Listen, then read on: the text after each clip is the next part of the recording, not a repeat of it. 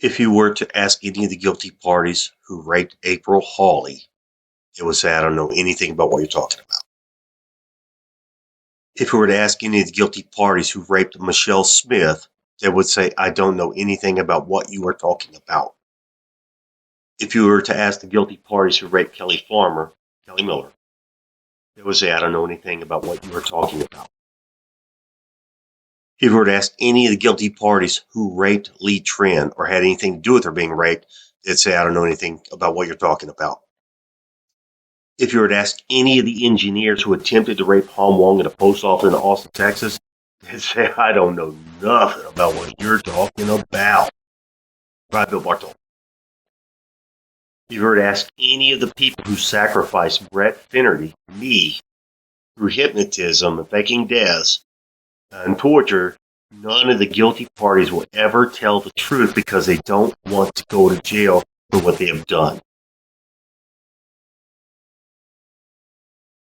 This person is Troy Taylor. Now, Troy Taylor was upper, management type of engineer. He was underneath our manager, Robert Kaminsky. He was my boss, where I made an engineer at Alcatel. See, they had things going on that was kind of shady in the background. They weren't telling me, and they weren't telling other people. What I heard was that Lee Trinh was trying to find out who raped her at Alcatel. I believe it was Bill Hopper. I think a lot of people know who it is. They don't want to tell the truth because they'd go to jail because they conspired to make this stuff happen to me.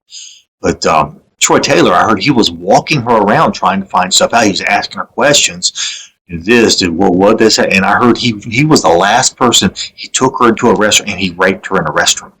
I heard that Troy Taylor from Alcatel is the last person that raped Lee Trinh. Just want you to know where he works, who he is. The other thing that I want to mention is when I was laid off, they said it was a telecom bust. There's no such thing as a telecom bust. There's not. But they told me there's a telecom bust. And, everybody's laying off. But see, when I went to Yada Networks, that's how they got me to go to Yada Networks. I go to Yada Networks, and there's Scott. I don't know what his real name is. He goes to Scott Rothrock. It's Scott Odell. I don't know who he really is, but he changed his name multiple times. And he was supposed to be, our upper manager there too. He was our director of engineering, and I don't know where he is now. But this guy's at Nokia, living it up, just thinking it goes away. What he did, it doesn't go away. Troy Taylor, I'm going to make sure you go to prison, not only for raping Lee Trinh at Alcatel and setting me up, but the attempted murder that you placed upon me. One thing I want to mention about Yada Networks is that Alcatel funded them. Alcatel Networks, USA, funded Yada Networks. Now, to be clear on who I'm speaking about, this is Troy Taylor. This is Lee Trinh. And if Brett Finnerty would have harmed Lee Trinh, no possible way Lee Trinh would have spent time with me in Vietnam. She would have tried to have me arrested. Is somebody going to start telling the truth? Are you going to continue to prove that nobody in this city is worth trusting? Everybody's a liar, because that's what you're proving. Everyone in this city knows that anybody who's been prosecuted in the state of Oklahoma, Texas, anywhere where I've been at, where everybody just flat out lies to my face and walks around like a robot, you're proving you can't be trusted in a court of law as a witness or as a police officer or as a judge, because all you do is pretend you lie. Just remember that, guys. Liars go to a lake of fire.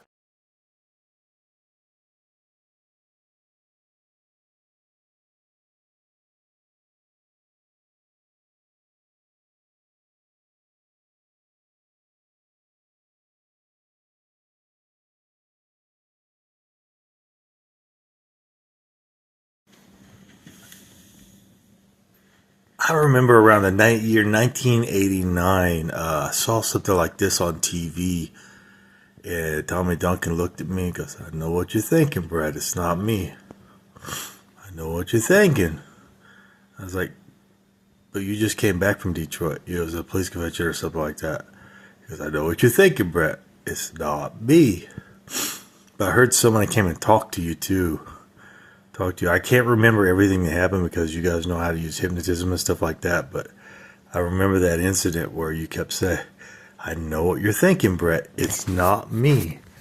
I know what you're thinking. It's not me. Well, it kind of looks like, similar to you, but I remember somebody saying something like, you just happen to end up in the same bar with this guy, and all of a sudden this thing happened. So I don't know the truth to it, but I think someone wants to talk to you about that, Tommy Duncan. It's probably the same cop who came down here to ask you questions about it, around 1989. Hey, Big Head Jeff, I have a few questions for you. Um, when I was introduced to Beth Kimbrough in the year 1989, um, I dated her until 1990 time frame. And one day, Beth Kimbrough, she kind of starts going crazy, and she says, "And why did Beth Kimbrough tell me this? That's why I want to know. Why did she say this to me? She goes, 'You're not going to be dipping your head in buckets of ice water over me. I'm not Beth Rainbow.'"